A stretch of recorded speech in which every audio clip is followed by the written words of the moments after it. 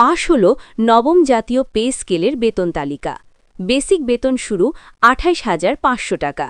১:৬ অনুপাতে কার্যকর হতে যাচ্ছে নবম জাতীয় পে স্কেল।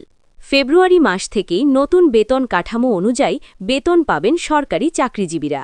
অর্থ উপদেষ্টা। নবম পে স্কেলের আপডেট সবার আগে পেতে চ্যানেলটি সাবস্ক্রাইব করুন এবং ভিডিওটিতে একটি লাইক করুন। যুগান্তর 07-01-2026। নিশ্চিত ও বহুল প্রতীক্ষিত এক ঘোষণার মধ্য দিয়ে অবশেষে পাশ হল নবম জাতীয় পে স্কেলের বেতন তালিকা।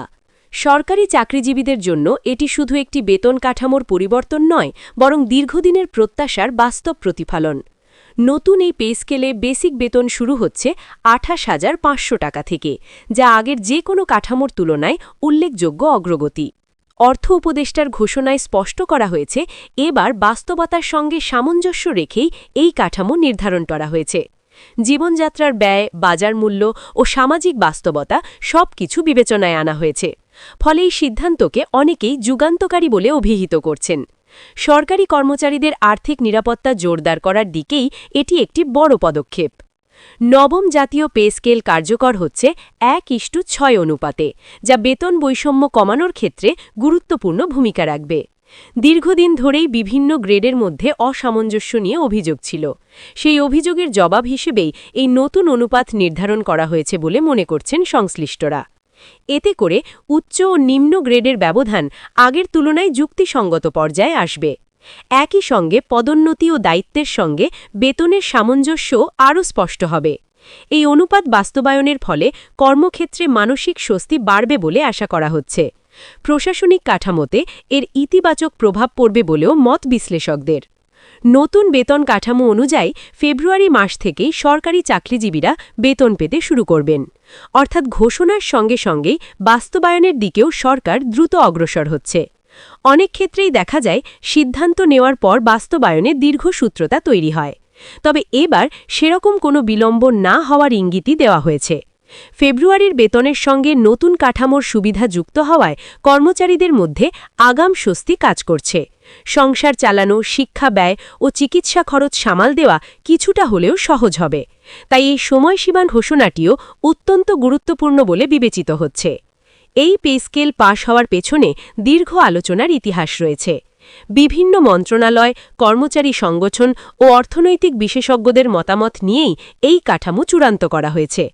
সরকারের পক্ষ থেকে বলা হয়েছে, এটি কোনো একক সিদ্ধান্ত নয়, বরং সম্মিলিত পর্যালোচনার ফল।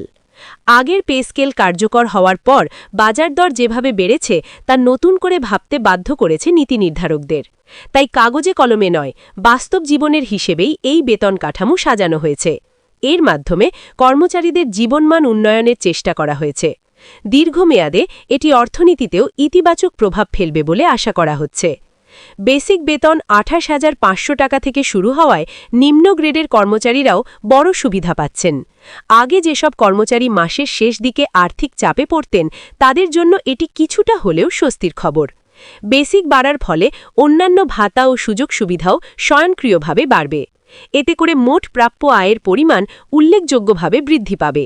বিশেষ করে বাড়ি ভাড়া, পেনশন ও অন্যান্য হিসেবের ক্ষেত্রে এর প্রভাব পড়বে। ফলে এই সিদ্ধান্ত শুধু বর্তমান নয়, ভবিষ্যতের নিরাপত্তার সঙ্গেও জড়িত। সরকারি চাকরির আকর্ষণও এতে নতুন করে বাড়বে। অর্থ উপদেষ্টা তার বক্তব্যে স্পষ্ট করে বলেছেন, এই পে স্কেল বাস্তবায়ন সরকারের অঙ্গীকারেরই অংশ। তিনি জানান, সরকার কর্মচারীদের অবদানকে মূল্যায়ন করেই এই সিদ্ধান্ত নিয়েছে। প্রশাসন সচল রাখতে কর্মচারীদের সন্তুষ্টি যে কতটা জরুরি সেটিও তিনি তুলে ধরেন। একই সঙ্গে তিনি আশ্বস্ত করেন, বাজেট ব্যবস্থাপনায় কোনো ধরনের চাপ তৈরি না করেই এই কাঠামো বাস্তবায়ন করা হবে।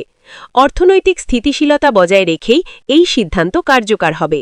এতে দেশের সামগ্রিক অর্থনীতিও ক্ষতিগ্রস্ত হবে না, বরং অভ্যন্তরীণ ভোগ ব্যয় বাড়ার মাধ্যমে অর্থনীতিতে গতি আসবে।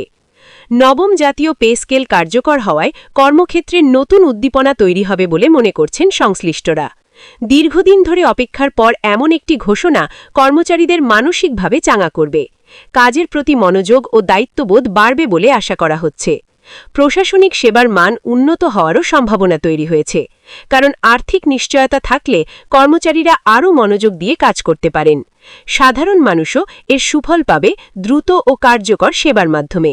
ফলে এই সিদ্ধান্ত শুধু চাকরিজীবীদের মধ্যেই সীমাবদ্ধ থাকবে না। এই পে স্কেলের মাধ্যমে সরকার একটি স্পষ্ট বার্তা দিতে চেয়েছে যে তারা কর্মচারী বান্ধব নীতিতে বিশ্বাসী। বিভিন্ন সময় আন্দোলন ও দাবি দেওয়ার মধ্য দিয়ে যে অসন্তোষ তৈরি হয়েছিল তা অনেকটাই প্রশমিত হবে। নতুন কাঠামো সেই ক্ষোভ কমাতে সহায়ক হবে বলে ধারণা করা হচ্ছে। একই সঙ্গে ভবিষ্যতে পে স্কেল নিয়ে অনিশ্চয়তা কমবে, কারণ একটি বাস্তবসম্মত কাঠামো দীর্ঘদিন কার্যকর রাখা সম্ভব। সরকারও নিয়মিত পর্যালোচনার আশ্বাস দিয়েছে। এতে আস্থা আরও দৃঢ় হবে। ফেব্রুয়ারি থেকে নতুন বেতন হাতে পাওয়ার খবর ইতোমধ্যেই কর্মচারী মহলে আলোচনার কেন্দ্রবিন্দুতে। অনেকেই হিসাব কষতে শুরু করেছেন নতুন বেসিক অনুযায়ী মোট বেতন কত দাঁড়াবে। পরিবার পরিকল্পনা, সঞ্চয় ও বিনিয়োগের বিষয়গুলো নতুন করে ভাবা হচ্ছে। এটি আর্থিক পরিকল্পনায় ইতিবাচক পরিবর্তন আনবে। বিশেষ করে মধ্যম আয়ের কর্মচারীদের জন্য এটি বড় সহায়তা হবে। তাদের জীবনযাত্রায় স্থিতিশীলতা আসবে, ফলে সামাজিকভাবেও এর প্রভাব পড়বে। নতুন পে স্কেল বাস্তবায়নের ক্ষেত্রে প্রযুক্তিগত প্রস্তুতিও ইতোমধ্যে শুরু হয়েছে। বেতন ব্যবস্থাপনা সফটওয়্যার ও হিসাব কাঠামো হালনাগাদ করা হচ্ছে, যাতে ফেব্রুয়ারি মাস থেকেই কোনো জটিলতা না ছাড়াই বেতন দেওয়া যায়। সংশ্লিষ্ট দপ্তরগুলোকে এ বিষয়ে নির্দেশনাও দেওয়া হয়েছে। অর্থ মন্ত্রণালয় থেকে পর্যবেক্ষণ করা হবে পুরো প্রক্রিয়া।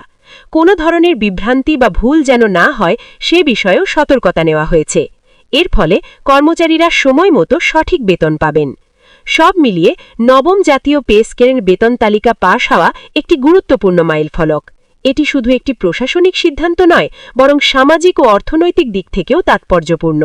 বেসিক বেতন 28,500 টাকা এবং 1:6 অনুপাত কর্মচারীদের দীর্ঘদিনের প্রত্যাশার প্রতিফলন। ফেব্রুয়ারি থেকেই নতুন বেতন পাওয়ার বিষয়টি এই ঘোষণাকে আরও বাস্তব ও কার্যকর করেছে। অর্থ উপদেষ্টার বক্তব্যে সেই দৃঢ়তারই প্রকাশ দেখা গেছে। এখন সবার নজর বাস্তবায়নের দিকে। সফল বাস্তবায়নের মাধ্যমেই এই সিদ্ধান্তের পূর্ণ সুফল মিলবে।